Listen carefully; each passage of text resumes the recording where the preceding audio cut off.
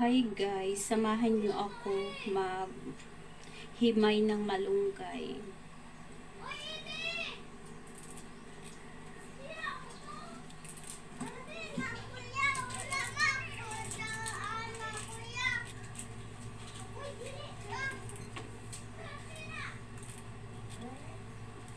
Malunggay, masustansyang gulay.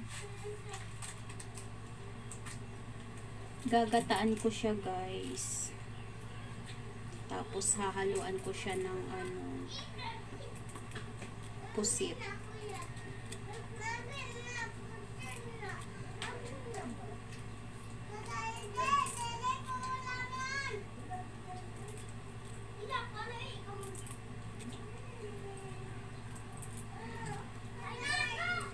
Masustansyang gulay. Binili ko siya sa palengke guys. 10 piso ang isang tali.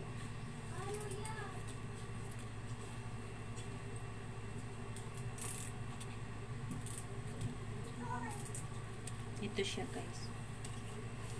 Isang tali, 10 piso. So, 2 tali ang aking binili.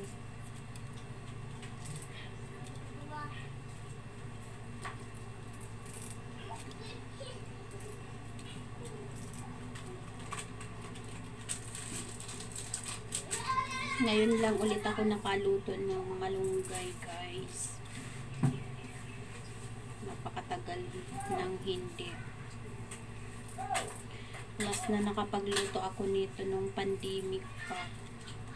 Hinaluan ko siya ng sitaw. So ngayon lang ulit ako nakapagluto ng malunggay.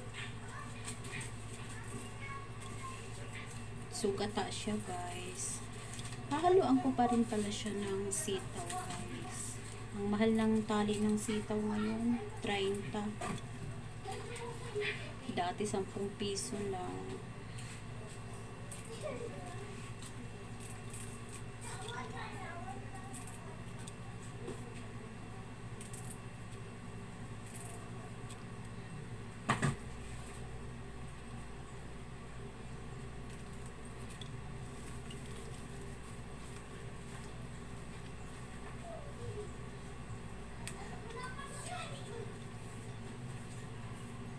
Pag malunggay talaga dapat maingat sa paghimay ba, kasi pwedeng maluan ng minsan, kasi merong mga gagamba siya, masapot. Kailangan malinaw ang mata.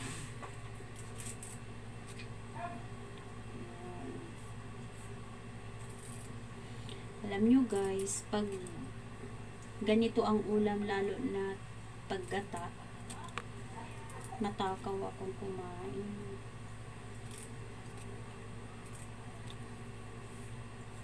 Pag mga gata ang ulam.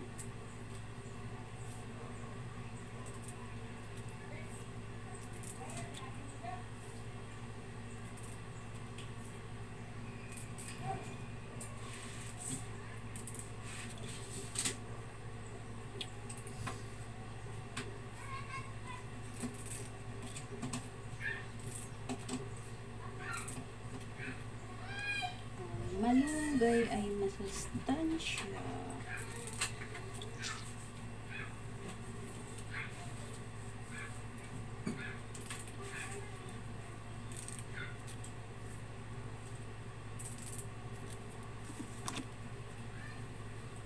Malapit ko nang maubos yung isang tali.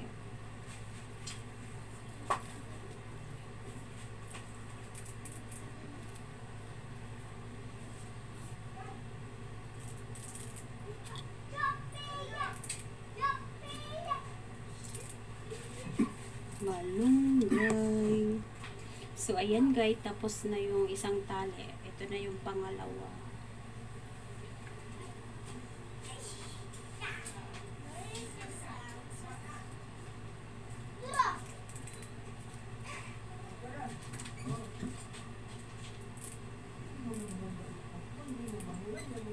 Maraming hihimayin ng malunggay.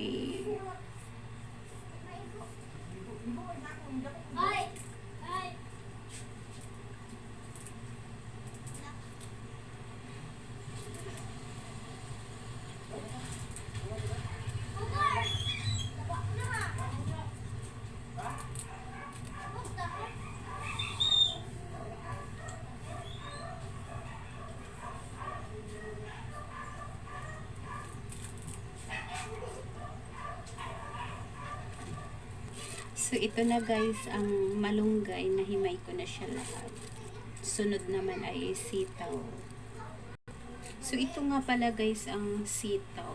Ang isang tali ay 30 pesos. So, ito. Putol-putulin ko na siya guys. Dalawang tali din ang binili ko guys. Pero isang tali lang ang aking isasahog sa malunggay.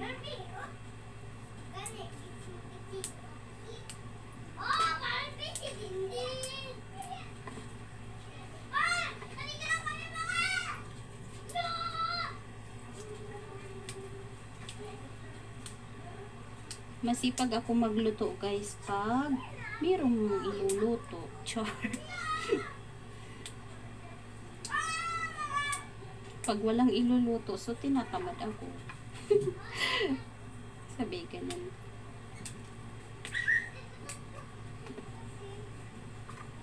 So, pinuputol-putol ko na siya guys.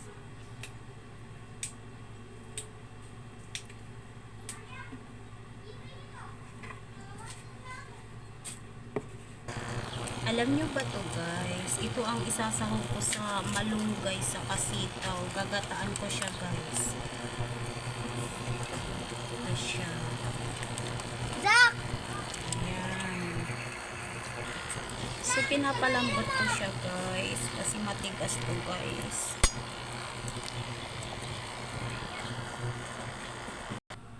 Ito na siya guys.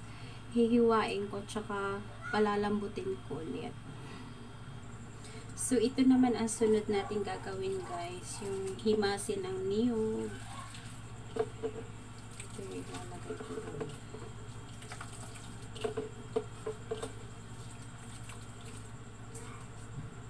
Gata. So, ayan guys. Pinalalambot ko pa rin siya guys.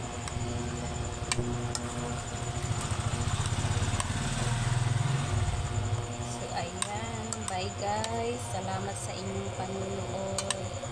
Medyo matagal pa ang pagpapalambot nito guys.